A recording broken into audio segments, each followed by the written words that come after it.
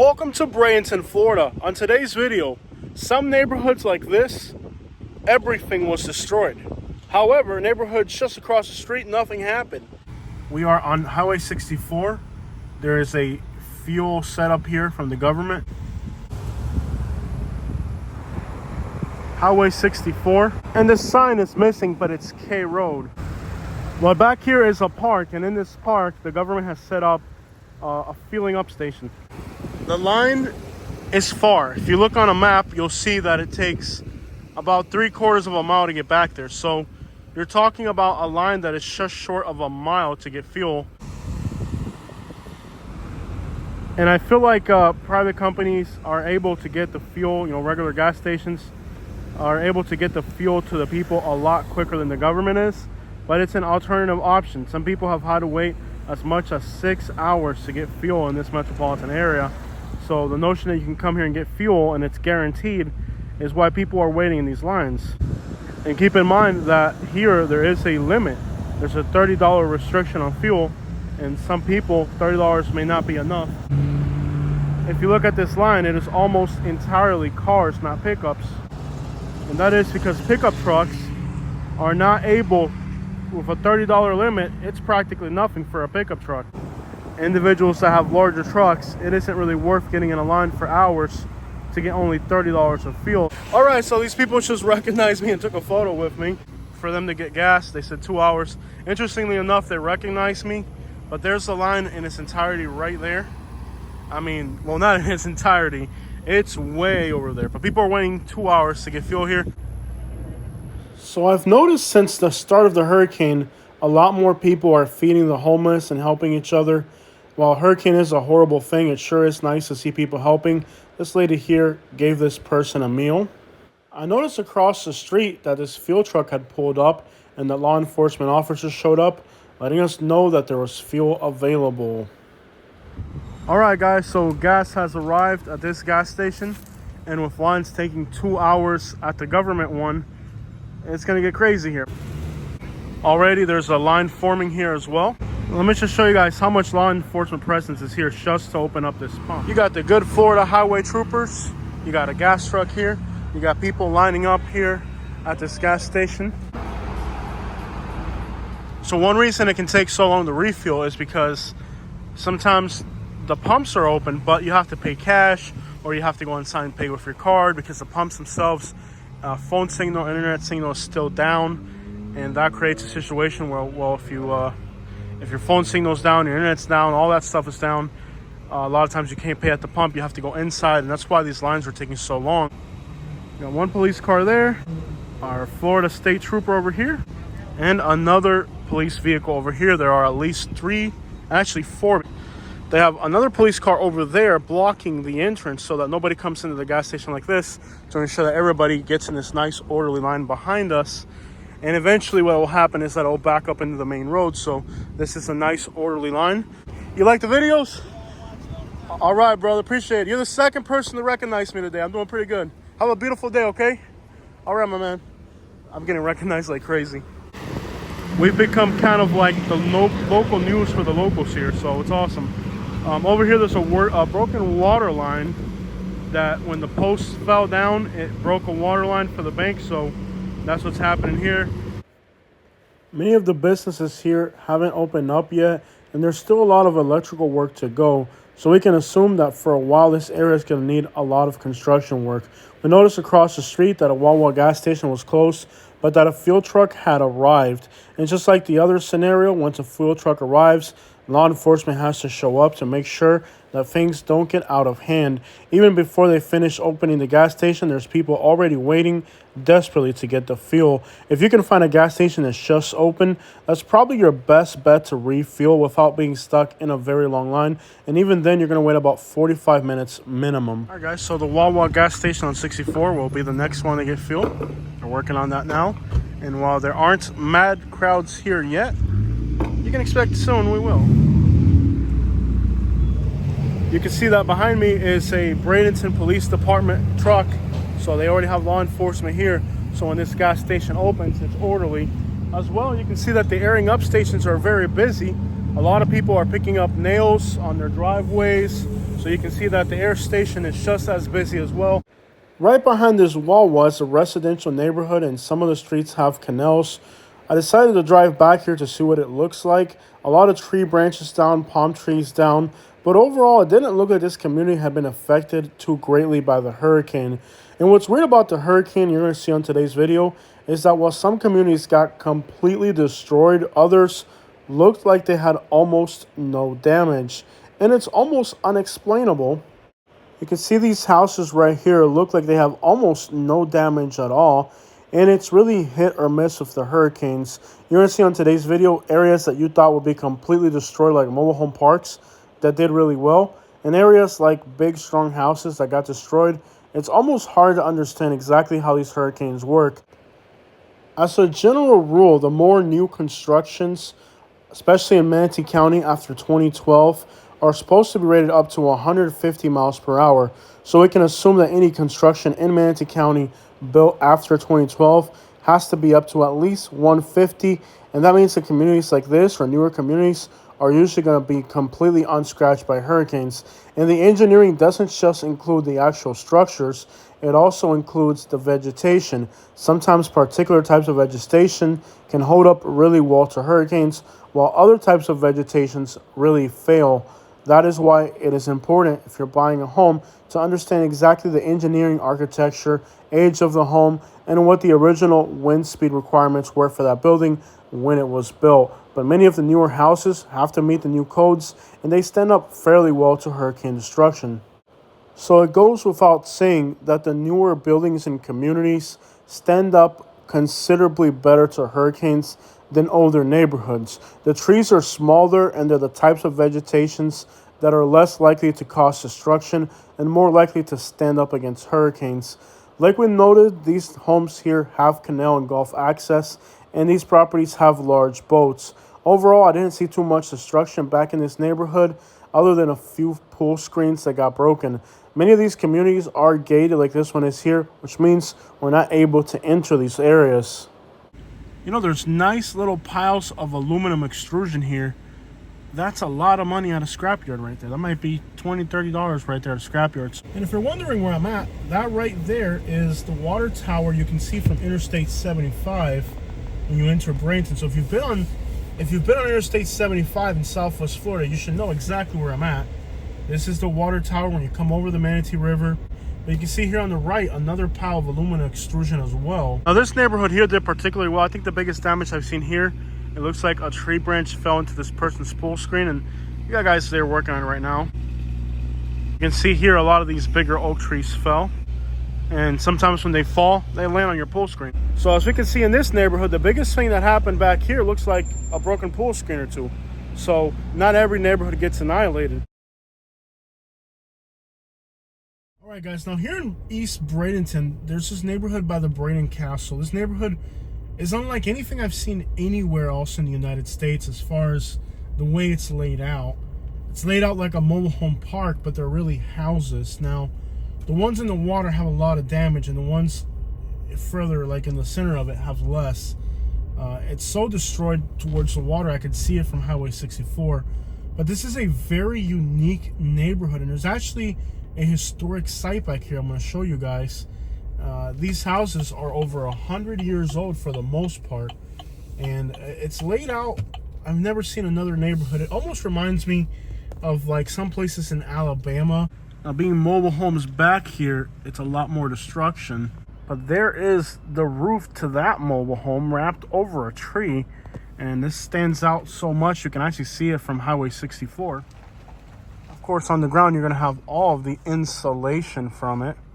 Now, in this neighborhood, there's actually a castle. Yes, there's an actual castle back here that I want to show you guys. And let's see how it made it. But it's one of those little historic things that is out here. Back here, you see a lot of damage, a lot of wind combined with maybe possibly even a little bit of storm surge. I don't know which storm it was from. But I know back in this neighborhood's a little castle that I want to show you guys. And there's a lot of debris here. I could actually end up driving over garbage, damaging my vehicle. Very tight in these trailer parks, and the debris makes it even tighter. Electric lines, some of them are literally flush with your vehicle, so kind of dangerous to be out here doing this for you guys. All right, so this is what's known to the locals as the Braden Castle. Looks like the same building techniques that the Spaniards used. So this is the Braden Castle, and this community here was built from around 1910 all the way up to the 1920s. And I believe it's, in a sense, one of the oldest communities in Florida of its nature. It's really unique. So this site's been here since the 1800s. It was burned down in the early 1900s, but then they built this entire community around what's known as the Braden Castle. And you can see that one tree split. I'm glad it wasn't the big ones. Had those gone, it would have made some considerable damage. But other than some tree cleanup, it looks like everything's still here. And this is just kind of one of the neatest neighborhoods in all of Southwest Florida that a lot of people don't even know exist. But if you're ever in the Bradenton area, you want to see something neat, check this area out. Now, the water did come up pretty high on the first hurricane.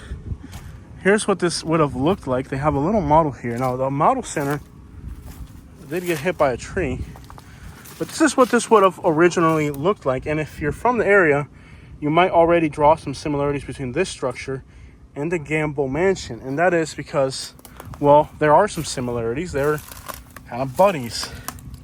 But this is what it would have looked like. And if you look at the model center, see this large tree fell right over the box. It didn't damage the box completely, but it might have dented that one corner over there. There's a sign for the Braden Castle ruins. The person came from Virginia in the early 1840s. But they were eventually attacked by the Seminoles.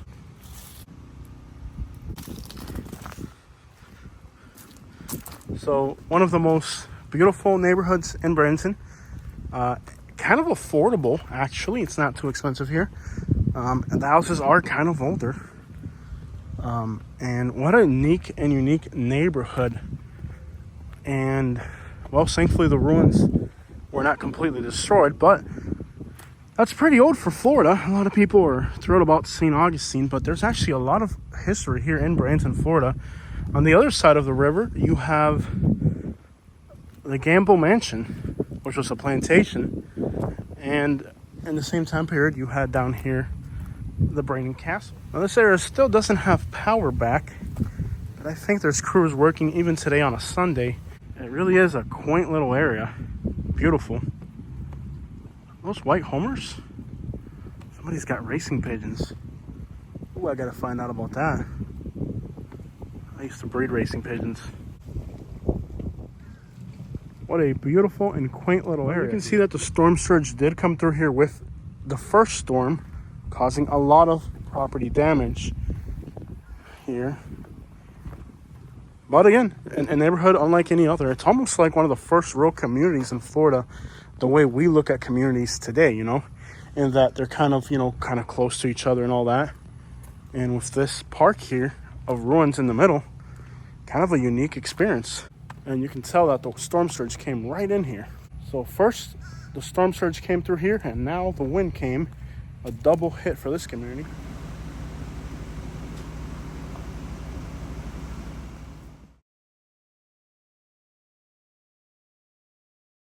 This is a tiny little Nash. Look at the size of that thing.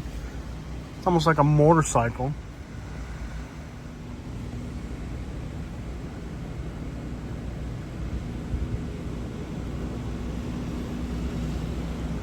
All right, guys, so here on the east side of Bradenton, Citco gas station right here. You got the Citco gas station on one side. You got like a little Mexican store on this side. But in the back here is a mobile home community that I suspect is going to have a lot of damage simply because, well, it's a mobile home park and usually they get hit pretty bad. Like you guys know, I Uber drive a lot in this metropolitan area. And one of the areas that I always pick people up late at night is here. And there's some hardworking people in this community. I mean, I'm talking about, I know people that live in here that have 2 and 3 jobs. The way they're laid out, like if you pay attention, you'll see that the tree line here is pretty high all the way around. So with the tree line being so high around this community, this entire park is kind of like in a hole here. And you can see that some people have generators. They're passing a cord to the neighbors to help them. That's something about Spanish people. They stick together and everybody helps everybody. But it's kind of like in a hole. You can see that the tree line is so much higher. A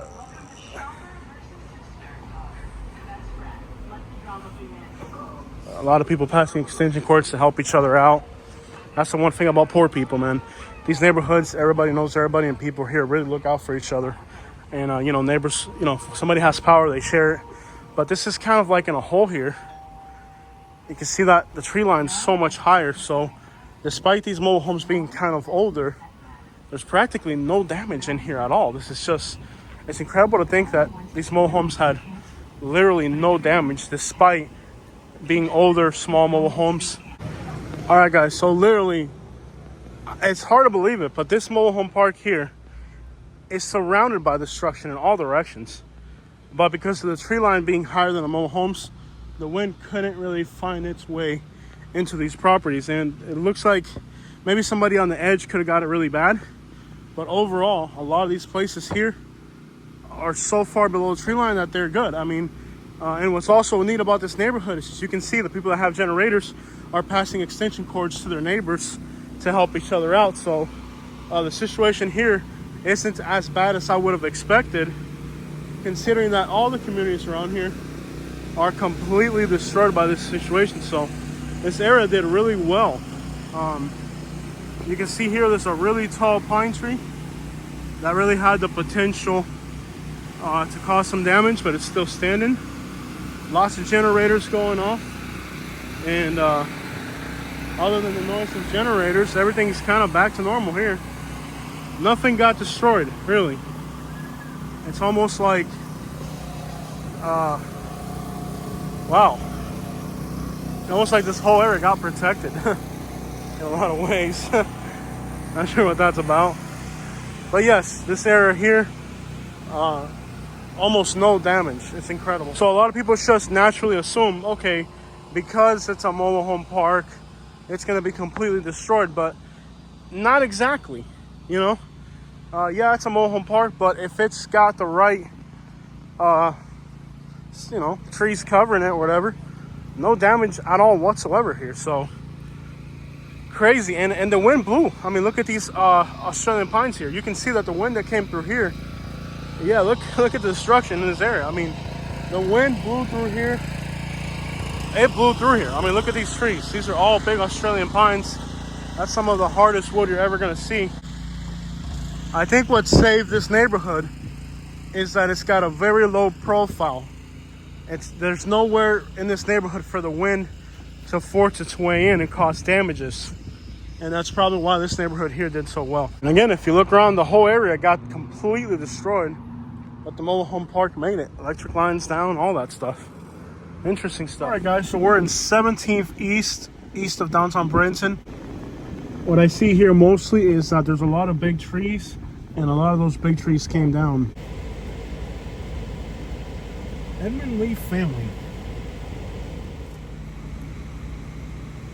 Why did the chicken cross the road?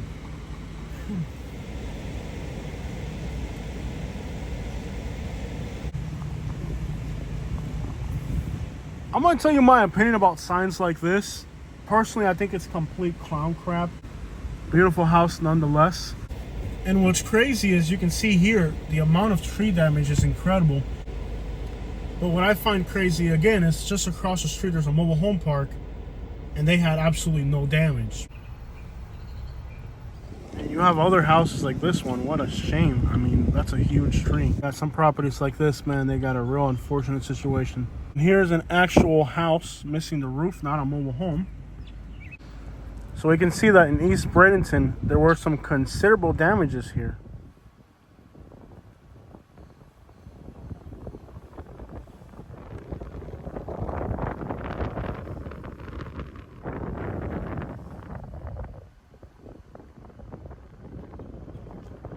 So clearly today we're seeing that some neighborhoods were completely spared, and while other neighborhoods less than a mile away are completely destroyed. That's a disparaging thing. How weird that is. It's really hard for palm trees to fall. I don't know if you guys know that. It's almost difficult to find a palm tree down. They're engineered not to fall. They're made for this type of weather. But you can see here, palm trees fell. Now we are just east of downtown Bradenton right now. And this neighborhood here looks like complete and utter destruction. Now what I'm going to assume about this neighborhood, I'm going to go ahead and assume that this neighborhood is one of those places where the storm surge came in, it saturated the ground.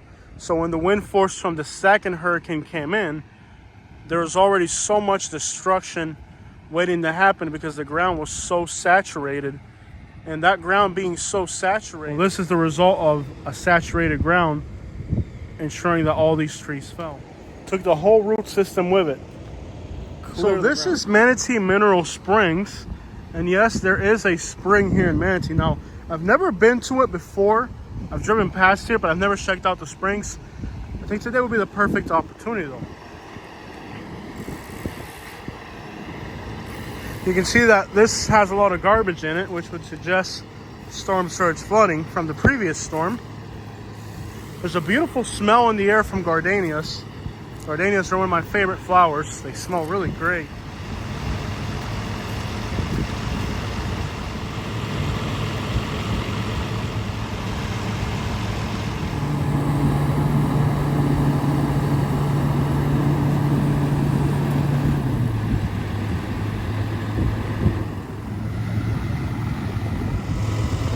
So here we are on a Sunday afternoon, and these guys are working hard to make sure that the people have the things they need. But if you look down this street, you can see there's an incredible amount of destruction down this particular street. I can't really get too close because there's people working and I don't want to get in the way. But you can see there's an entire roof over here. There's an entire roof over here that just is hanging off the wires. Of course, I'm not going to get too close because there's way too many guys. This particular house here, you can see it has some considerable roof damage. And you know, despite the aftermath of a hurricane, it's actually a beautiful day out here. Blue skies, right on the water. Palmetto, Florida on the other side. Fishing pier over here. Very massive pine tree hill here, Cane Hill.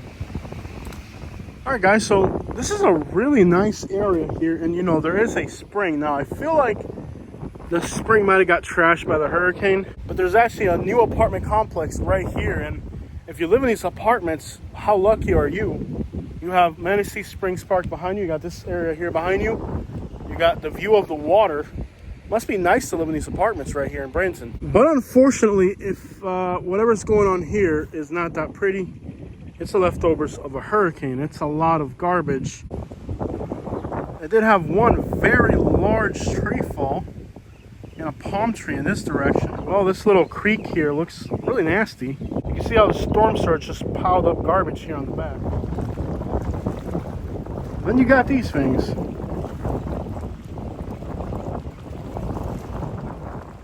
Unfortunately, you can see Palmetto from here. It's a nice pier, and it looks like it's still standing. And there's actually people out here fishing and enjoying themselves. The house over there has definitely seen better days, but it is what it is.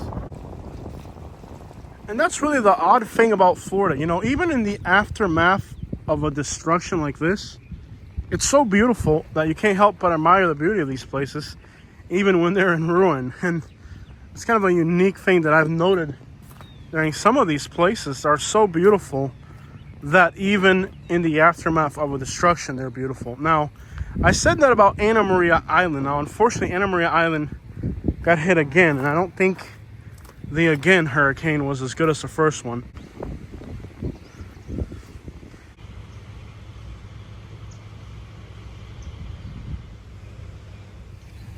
This is some really nice apartments. One thing that sucks is that they're right off of 64, and the traffic here is a nightmare.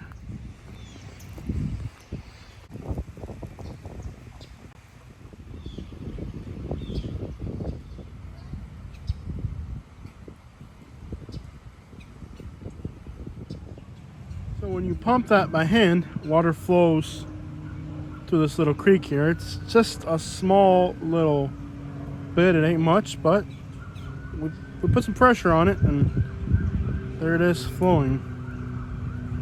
Manatee Springs, a spring in Florida that you pump with your own hand, and a little bit of water flows through it.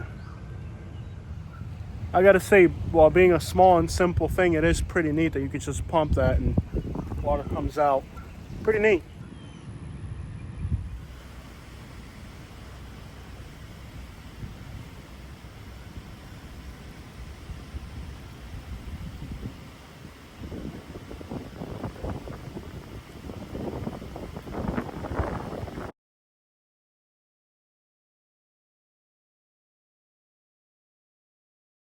Alright guys, so this part of East Bradenton is an unincorporated area known as Samoset. Again, trees down everywhere, a little bit of wind damage here and there. Just about the same as everywhere we've seen today. Now Samoset doesn't have to worry about storm surge flooding, not only is it far inland, but it's also at a pretty decent elevation here. It's actually not an evacuation zone because of its elevation. But there is gas at this Circle K. There is somebody revving their engine to rush the people.